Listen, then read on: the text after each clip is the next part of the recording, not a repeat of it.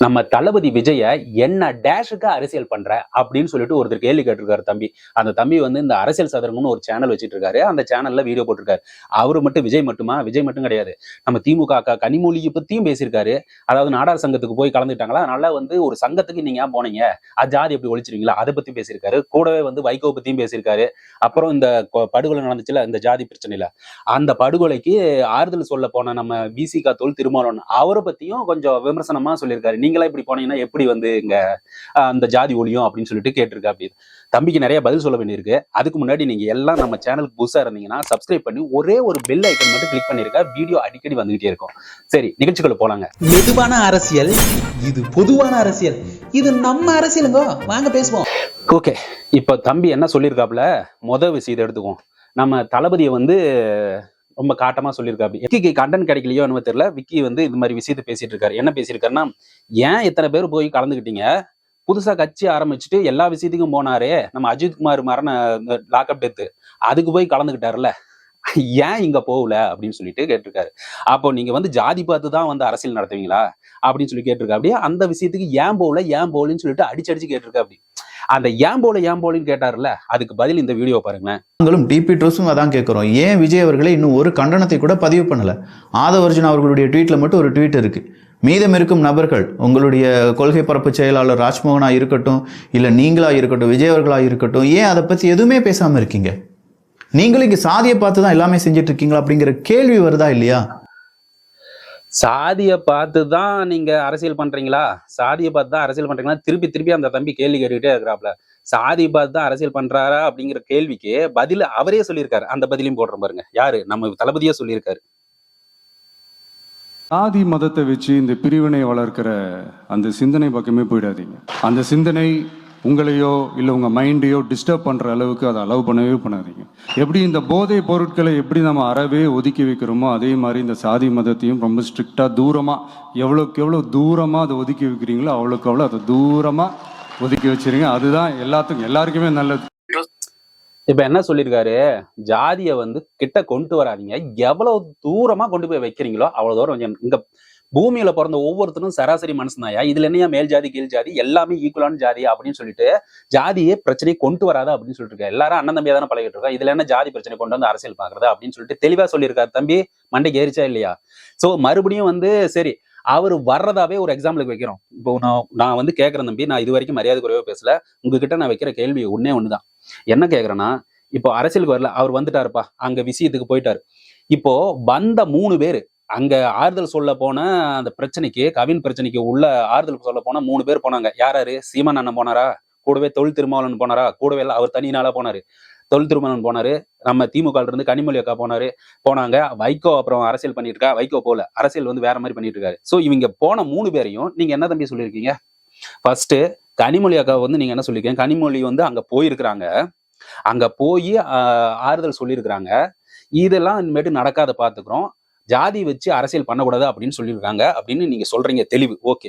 ஆனா அதுக்கப்புறம் நீங்க ஒண்ணு சொல்றீங்க பாத்தீங்களா, திருநெல்வேலி நாடார் சங்கம், ஒரு தெக்ஷனா நாடார் சங்கமோ என்ன, தெக்ஸனா மாற நாடார் சங்கம் அப்படின்னு சொல்லிட்டு ஒரு சங்கத்துல போய் கனிமொழி அவர்கள் போய் கலந்துக்கிட்டாங்க, அதனால அவங்க ஏன் நாடார் சங்கத்துல கலந்துக்கிட்டாங்கன்னு சொல்லிட்டு நீங்க கேள்வி கேட்குறீங்க, அழுத்தி கேள்வி கேட்குறீங்க. ஏன் போய் கலந்து கூடாதா? தமிழ்நாட்டுல மட்டும் ஏகப்பட்ட ஜாதி இருக்குது. அந்த ஜாதி வந்து தமிழ்நாடு அரசுங்கிறது பொதுவான அரசு. இந்த ஜாதிக்கு தான் நான் செயல்படுவேன், அந்த ஜாதிக்கு தான் செயல்படுவேன் அப்படிங்கிறது கிடையாது. அவங்க வந்து பொதுப்படியா போயிருக்கலாம் இல்லையா? நான் இப்பவும் சொல்றேன், திமுக சப்போர்ட் பண்ணி பேசல. இப்போ பொதுப்படியா நடந்திருக்கலாம் இல்ல, அவங்க போயிட்டு இங்க கலந்துக்கணும்னு சொல்லிட்டு உடனே இருந்துகிட்டு கனிமொழி அவங்க வந்து நாடாரு, இது மாதிரி ஏதோ ஃப்ரேம் பண்ண பாக்குறீங்க தம்பி, இது சரியில்லை. ஓகே. 2வது விஷயம், நம்ம விசிகா தொல் திருமாவளவன் அவர்கள் வந்து போய் கலந்துக்கிட்டாரு. படுகொலை நடந்துருச்சு, சுர்ஜித் வந்து பையனை கொன்னுட்டான். கொன்ன உடனே வந்து பாடி வந்து பிரச்சனை ஆயிடுச்சு. அந்த பாடி அங்கே இருக்குது. சுர்ஜித்தை வந்து அவங்க அப்பா கூட்டிட்டு போய் அங்க விட்டாரு, எங்க எஃப்ஐஆர் போட சொல்லி அங்க கூப்பிட்டு போயிட்டாங்க.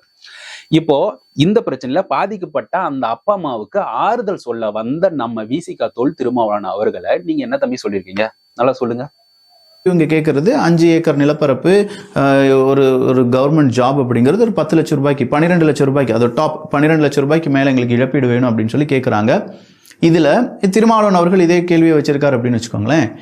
இங்கே எதை ஏற்றத்தாழ்வாக பார்க்கிறீர்கள் அப்படிங்கிறது தான். இது இங்கேயும் சாதி விளையாடுதா? இந்த இடத்துலையும் சாதி அடிப்படையிலான இல்ல குற்றத்தின் அடிப்படையிலான இழப்பீடுகள் அப்படிங்கிறது கேட்கப்படுகிறதா? நீங்க என்ன சொல்ல வரீங்க அப்படின்னா, அதாவது அந்த வீடியோ கிளிப்ல என்ன இருக்கு, நீங்க சொல்றீங்க ஃபர்ஸ்ட் வந்து இந்த விசிக தொல் திருமாவளவன் அவர்கள், அதாவது மத்த ஜாதிக்கு ஆணவ படுகொலை நடந்த இடத்தை விட எங்களுக்கு நடந்தது அநியாயம், அதனால எங்களுக்கு வந்து மத்த ஜாதியை விட அதிகமா 12 லட்ச ரூபா பணத்தை கொடு, 5 லட்ச ரூபா 6 லட்ச ரூபா 10 லட்ச ரூபா கலாச்சாரம் எங்காச்சும் இடத்துல வந்து பாதிக்கப்பட்ட மக்களுக்கு 10 லட்ச ரூபா கவர்மெண்ட் கொடுத்துச்சு. நாங்க அதை விட பாதிக்கப்பட்டிருக்கோம், எங்க 12 லட்ச ரூபா கொடு, எங்களுக்கு ஒரு நிலம் கொடு, கூடவே ஒரு ஜாபும் ஒண்ணு கொடு, இப்படி கொடுத்துட்டா ஓகே. ஆக மொத்தம் ஜாதியை பார்த்து தான் வந்து இந்த பணம், இந்த செட்டில்மெண்ட், இது மாதிரி விஷயங்கள்லாம் பண்றாங்க. அதனால ஜாதியை இதை வச்சு, அதாவது பிரச்சனையை, இந்த படுகொலைய வந்து நாங்க அரசியலாக்குறோம், நாங்க அரசியல் கட்சியா வந்து இவங்களுக்கு ஆறுதல் சொல்றோம், இந்த ஜாதியை காப்பாற்றுற ஒரே அரசியல் தலைவர் நான் தான் அப்படிங்கிற மாதிரி ஒரு ஃபேம் பண்றதுக்கு நீங்க சொல்றீங்க தம்பி. நிஜமே அவர் அதுக்கு தான் போனாரா இல்ல அது அப்படிங்கிறது அவர் மனசுக்கு தான் தெரியும், அங்க இருக்கிற மக்களுக்கு தெரியும், ஓகேவா? அவர் எதுக்காக போனாரோ இல்லையோ, மொத்தத்துல அந்த குடும்பத்துக்கு ஒரு ஆறுதல் தேவை, அவர் போனாரு. அங்க ஆறுதல் சொன்ன 3 பேரையுமே நீங்க வந்து ஜாதி அப்படிங்கிற ஒரு வட்டத்துக்குள்ள அடக்கிட்டீங்க. நம்ம தளபதி அங்க போயிருந்தாலும் நீங்க என்ன பண்ணிருப்பீங்க எங்களுக்கு தெரியாதா? தளபதி இங்க போயிருக்காரு, அங்க பாருங்க அவர் வந்து இந்த ஒரு ஒரு ஒரு அதாவது நான் சொல்ல வேண்டாம், அந்த ஒரு கட்டத்துல வந்து அவர் கொண்டாந்து வச்சுட்டீங்க. இவர் இனிமேட்டுக்கு வந்து இதுக்கு மட்டும்தான் பாப்பாரு, மத்த ஜாதிக்கு எதுவும் சப்போர்ட் பண்ண மாட்டாரு. நாளைக்கு தவிர்க்க முடியாத சூழ்நிலையில வேற ஒரு ஜாதியில ஏதோ ஒரு படுகொலை நடந்திருக்கும் போது அங்க போகாம இருந்தாருன்னா உடனே வந்து இந்த ஜாதிக்கு மட்டும் தான் சப்போர்ட் பண்ணாரு, இந்த ஜாதிக்கு சப்போர்ட் பண்ணாரு அப்படின்னு சொல்லிட்டு. சோ நான் மறுபடியும் சொல்லிக்கிறேன், இது தேவையில்லாத ஒரு விஷயம் நடந்துருச்சு, நடந்தேறி முடிஞ்சிருச்சு. அந்த விஷயத்த நாம பெருசாகி அரசியலாக்கிக்கிட்டு இருக்கிறோம். 2 ஒரு பையனும் பொண்ணுக்கும் நடந்த விஷயத்த அவங்களுக்குள்ள ஒரு மிஸ் அண்டர்ஸ்டாண்டிங்ல ஏதோ நடந்து போயிருச்சு. அவங்க அண்ணன் தம்பி பிரச்சனையில அவனுக்கு வந்து அவங்களோட கம்யூனிகேஷன் சரியா இல்லாதாம அவங்களுக்குள்ள அந்த மர்டர் நடந்து போச்சு. அந்த விஷயத்துக்குள்ள போய் அரசியல் சாயம் பூசி அதை இவ்வளவு பெரிய அரசியலாக்கி கொண்டு வந்திருக்கிறீங்க. ஈவன் அவங்க அப்பா பேசுனது கூட தப்புதான். யாரு கவினோட எங்க அப்பா பேசுனதுமே நிறைய வார்த்தைகள்லாம் வந்து வீடியோல போட்டிருக்கா, அதுவும் தப்பு தான். ஸோ இது மாதிரி விஷயங்கள்லாம் பர்சனலா சில அட்டாக்ஸ் அங்க நடந்துகிட்டு இருக்கும்போது நம்ம விஜய் அந்த இடத்த போனாருன்னா கண்டிப்பா ஒரு அரசியல் இருக்கும். அவரும் வந்து போவார்னு நான் நினைக்கிறேன். ஏன்னா உடனே அந்த விஷயத்துக்குள்ள அதாவது ஒரு ஆராய்ச்சி பண்ணாம அந்த விஷயத்துக்குள்ள போனோம்னா அங்க தப்பா போயிடும். என்ன நடந்துச்சு அப்படின்னு சொல்லிட்டு நம்ம அஜித் மரணத்துக்குள்ள லாக்அப் டெத் கூட அங்கேயே அந்த தான் நடந்துச்சு. என்ன நடந்துச்சு, ஒரே நாள்ல முத நாள் போல அவருக்கு என்ன தெளிவான ஒரு டேட்டா வேணும், அந்த தெளிவான டேட்டா பக்காவா இருந்தா மட்டும்தான் அங்க போயிட்டு நிப்பாரு. ஆனா கண்டிப்பா அவர் போய் ஆறுதல் சொல்லுவார், அதாவது நேர்ல தான் போய் ஆறுதல் சொல்லுவார்னு கிடையாது, டைரக்டா போய் ஆறுதல் சொல்லணும்னு கிடையாது. அவருக்கான ஆறுதல் சொல்ற விஷயங்கள் நிறைய இருக்கு. ஈவன் ஆதவ அர்ஜுனா நம்ம டீம்ல இருந்து, நம்ம அந்த பார்ட்டி தமிழக வெற்றி கழகத்துல இருந்து ஆதவ அர்ஜுனா போட்ட முதல் ட்வீட்டே அதுதான். சோ நம்ம டீம்ல யாரு போட்டா என்ன, மொத்தத்துல அவங்களுக்கு போய் சேர்ந்துருச்சு அந்த ட்வீட். விஷயம் என்னன்னா, நீ ட்வீட் போடுறையோ இல்ல வந்து வாட்ஸ்அப்ல மெசேஜ் அனுப்புறியோ இல்ல நேர்ல போய் ஆறுதல் சொல்றையோ கிடையாது. இனிமே இது மாதிரி படுகொலை நடக்கக்கூடாது என்பதுதான் நம்ம தலைவரோட, தமிழக வெற்றி கழகத்தோட தலைவரோட எண்ணமா தான் இருக்கும், அவங்கள சார்ந்து இருக்க தொண்டர்களோட எண்ணமா தான் இருக்குங்கிறது ஆணித்தனமா நான் சொல்லி